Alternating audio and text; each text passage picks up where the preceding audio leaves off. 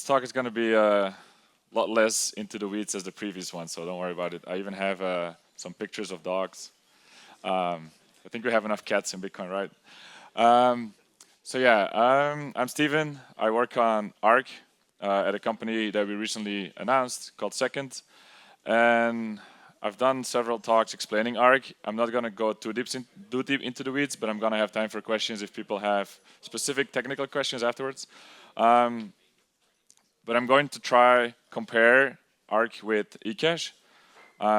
There's a lot of confusion often from users who think that it's very much like ecash. It's not too much like ecash, but there's actually some similarities and a lot of differences. I titled the slide the presentation enemies or friends, but obviously friends. I mean, we're all Bitcoiners.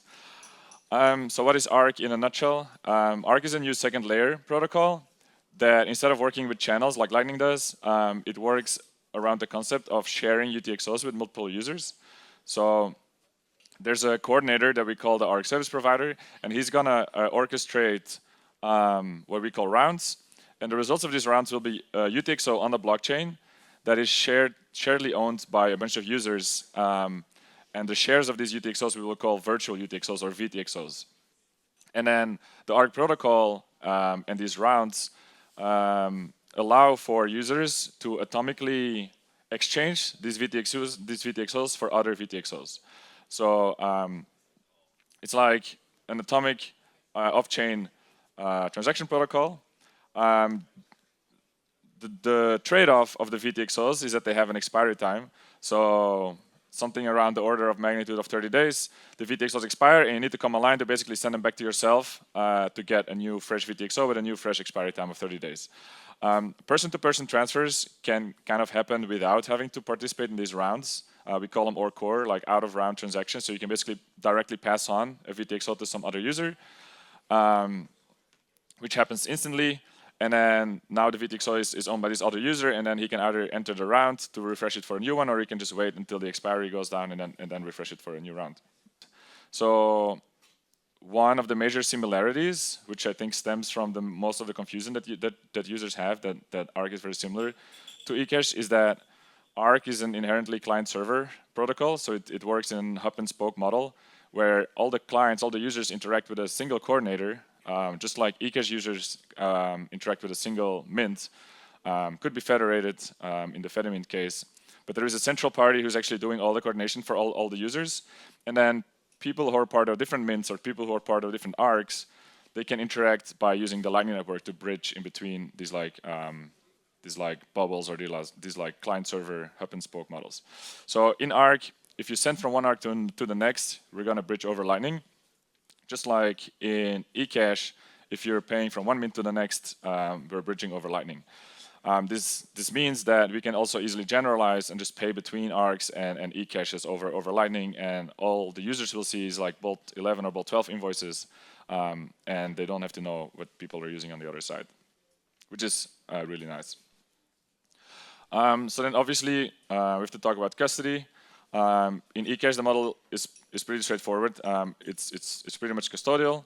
The mint has your money, and the users do all the stuff they do with kind of like IOUs in the form of these tokens.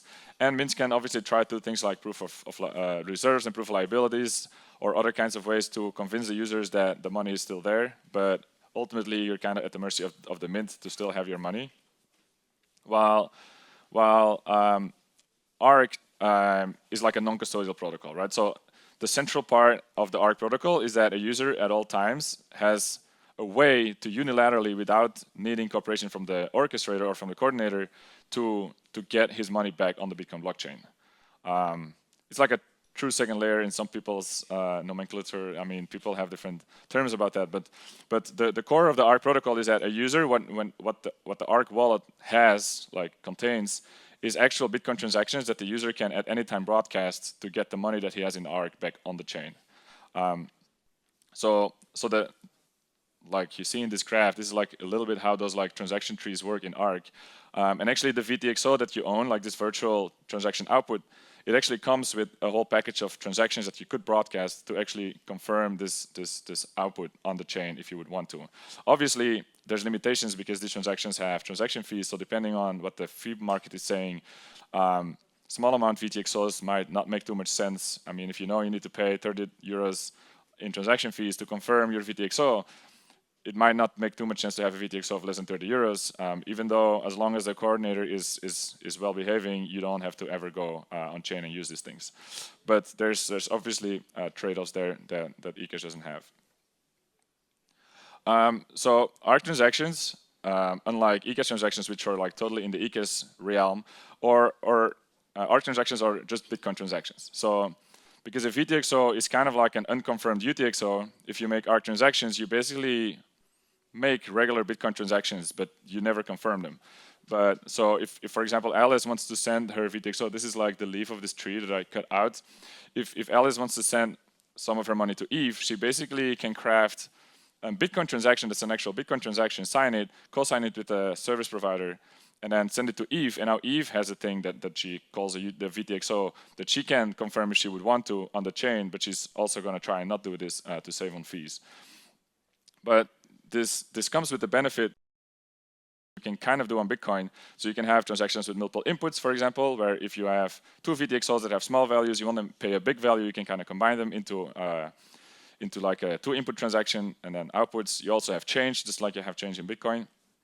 And in theory, you can do kind of like everything that Bitcoin can do. So you can do multisigs, just like in regular Bitcoin UTXOs, you can have multisig VTXOs. You can build channels on top of your VTXOs, right? Because a channel is also just a UTXO with some kind of scripts attached. You can do discrete log contracts, and in theory, you can do anything that you could do with Bitcoin, with a small caveat, because there's some timeouts that you need to take care of, and you can use tools like Miniscript to basically make sure that all those timeouts are on top of your regular policy to like make this a little bit nicer to work with. So then, the next thing I want to talk about is obviously privacy. First of all, I want to say that both of them, because they have this client-server model and hub-and-spoke model, have pretty good privacy from the public, right? So the coordinator does all the coordination, and the users don't, the public doesn't really see what's happening there. So both ecash and ARC have like good privacy from random people that might be observing.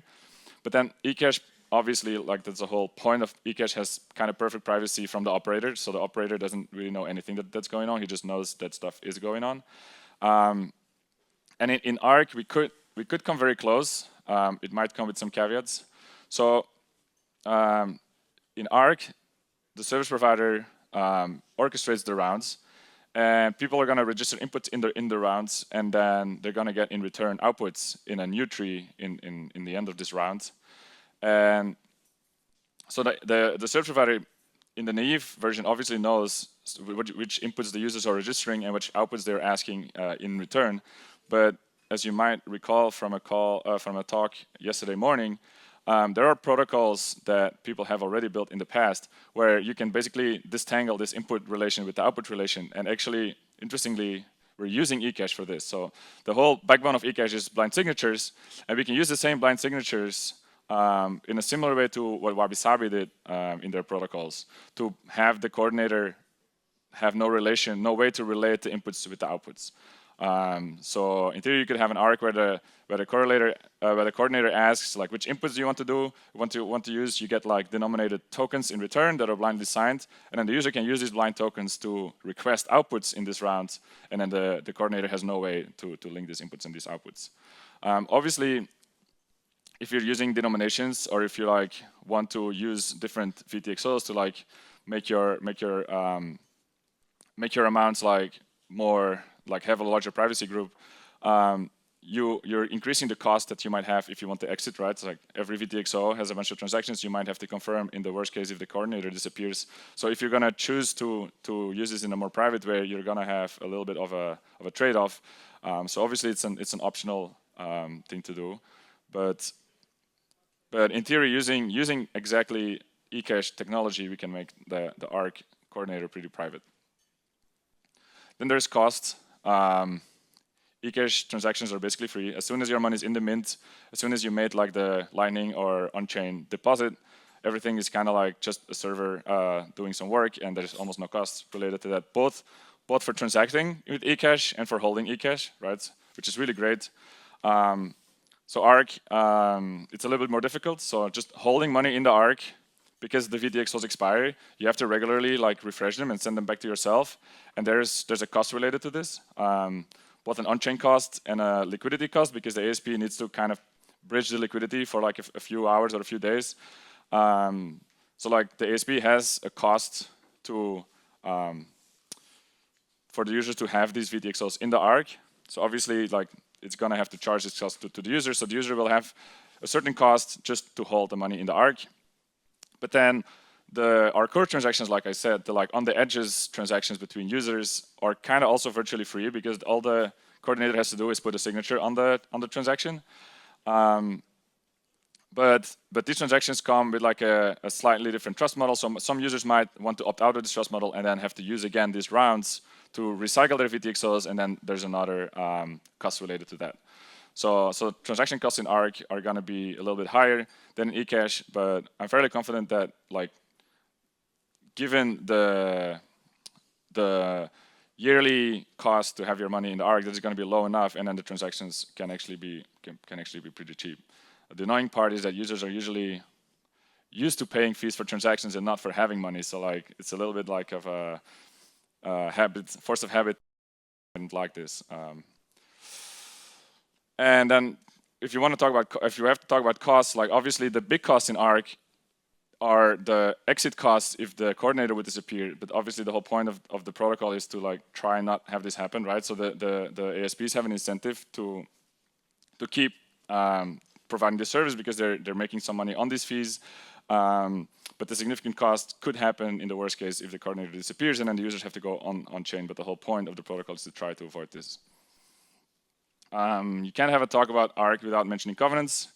I googled covenants icon and I got this. I don't know what it is, but it's obviously, I mean, it's a covenant, right? It's actually called Ark of the Covenant logo. I don't know. So ecash doesn't need covenants, obviously, right? Ecash is doesn't have to care about soft forks and all that like crazy politics. Many people still think like, oh, doesn't ARC not work without covenants?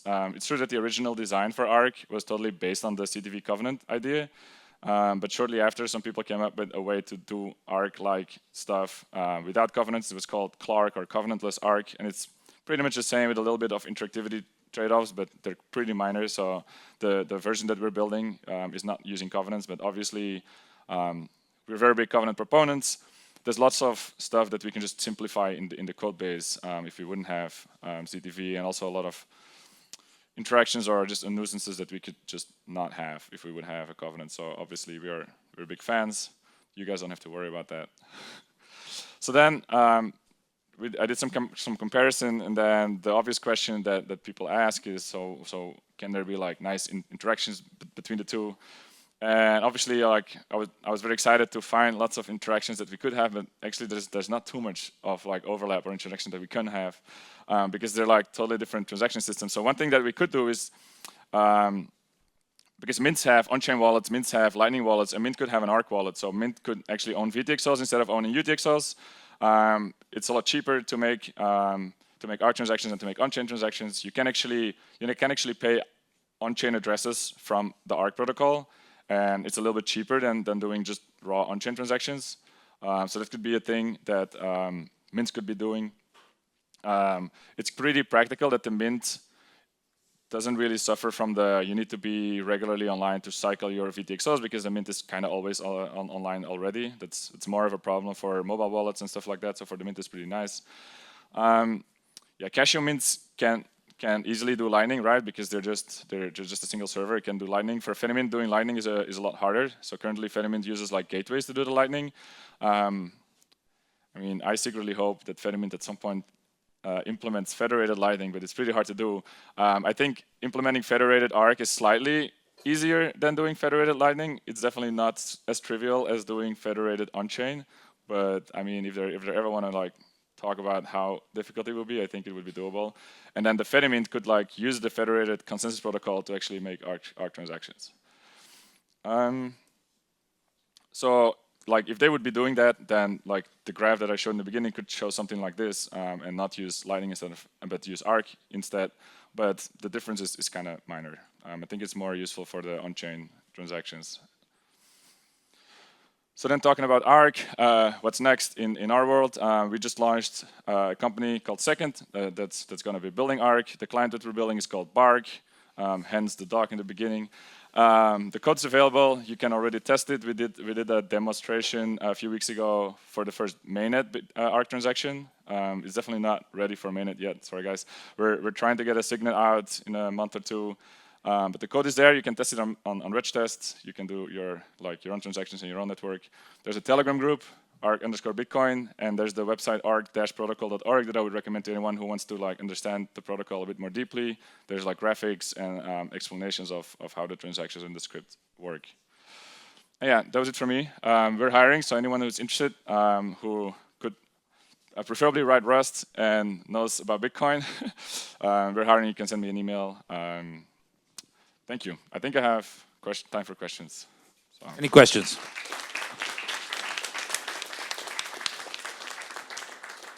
Thank you, Stephen. Questions? Sir. So you said the cost, right? So like to put yourself in the new round, you have to pay some fees. What happens if you don't? Like, what's the, if you don't periodically, do you just default to a custodial position, or is it worse? Yeah. So the way the protocol works, when your VTXO expires, it in theory becomes spendable by the Arc provider, right? So then you basically lose the money, like worst case. There's reasons for the Arc to not do that probably, right? So what the Arc can easily do, the service provider, is just give it back to the user immediately, like issue a new VTXO immediately, just to be nice. Like you're at his mercy entirely, but he could be doing that. So yeah, you need to come online. Like the worst case, if for example the service provider would be very malicious and is trying to censor you and prevent you from actually cycling in time, what you have to do is just go on chain. You'd have to broadcast the transactions. That's why, even though the expiry is 30 days, you need to calculate worst case if the ASP is not half an hour, because if the ASP is not servicing you to do the refresh, you need to go on chain. You need to have time enough to get those transactions on the chain. So usually you would do something like 24 hours before the expiry. You would start trying to recycle your VTXOs. If the ASP does steal, can you prove that they did? No, but the ASP can prove that they didn't, right? So the ASP can actually prove that for all the money that no one spent, they issued new VTXOs. So like an honest, good guy ASP can just periodically for every round prove hey, we didn't take any money. And that's kind of good. I mean, we don't have implementation for that yet, but in theory, they can quite straightforwardly prove that. Yeah, thank you. So how many on-chain transactions do I have to do if there's a sensor on the Arc operator? Is it dependent on the Merkle depth? Yeah. Can I just exit with single transaction, or should I do multiple transactions? And how big are those transactions? Are they standard transactions? And good questions. So we have trees. These are binary trees. Wait, actually, I have included all my slides from a different different talk. So this is how the trees kind of look like in a simplified version. These are binaries, so the ones we have are 4 outputs each. We did some calculations that it minimizes the exit path. So basically you do the fourth logarithm of the number of leaves, and that's kind of the number of transactions that you have. You need to add 1 because all the leaves have an extra one just so that the timeouts work well. So it's fourth logarithm of the number of leaves plus 1. How many leaves will there be?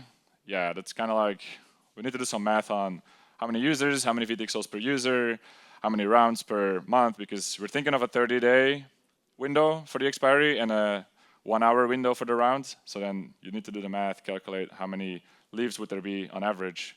Could be in the order of tens of thousands, and then I think your number of transactions would be 6 or 7 per VTXO, right? So if you have multiple VTXOs in the same tree, it could be less per VTXO, but it doesn't really, I mean, in the private version, it might make sense to have multiple VTXOs in the same tree.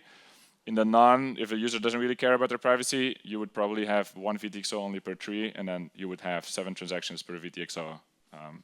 You can consolidate, right? So when you're refreshing and you see like, oh, this one's also going to expire in like a day or two, you can just include it and then bundle them into a single one just to minimize your exit costs. But as for the size of the transactions, they all have one input, 4 outputs. The outputs are just taproot, so 32 bytes, 33 bytes, regular transactions, but yeah, 4 outputs, 1 input. Yeah. So just one remark: if you were building a mint on top of Arc, because of the requirement to like cycle the VTXOs, you'd also need to figure out how to build the merge into ecash, which is quite a fun challenge, I think. And how to build what into the ecash? merge, like the ecash has to become worth less because the federation in the background or the mint in the background is losing value due to the cycling. Ah, good point. Yeah, so and you could actually combine that with periodic rekeying, where like ecash, in theory, you also want to like expire old key sets and require users to switch over to new key sets from time to time, just so you can delete your spend book that records like all the spends that happened, and that's a database that's just growing, always growing. Yeah, and then you could combine that with the merge. Yeah. That's a good point. I didn't think about that. But I mean, I think the mints have some costs anyway that are not like, well, yeah, maybe a very naive mint only has actual on-chain costs whenever a user exits. And then that user would sometimes pay more or less depending on how many inputs he needs. That's kind of a little bit, maybe you could flatten that out by just charging a higher fee and then covering the baseline.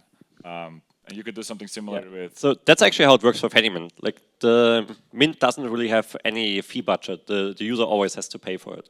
So we are always fully reserved. Can the user choose his own inputs, or can the user just be fucked if the Fedimint decides to take all? Yeah, the user might end up in a bad position. Okay, it's true.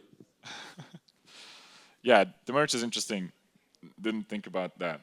I mean, it's gonna be in the order of point-something% per year, so it's not a whole lot, but it's something that you need to account for. Yeah. Thank you very much. I think Bitcoin++ is one of these places where the thing perhaps that's the most valuable is not something that's on your ticket or on the website, and it's the feedback that you get on already kind of very, very good ideas that's unparalleled. Unfortunately, we don't have any more time for questions because we do need to move on to the next talk. But thank you very much to Stephen.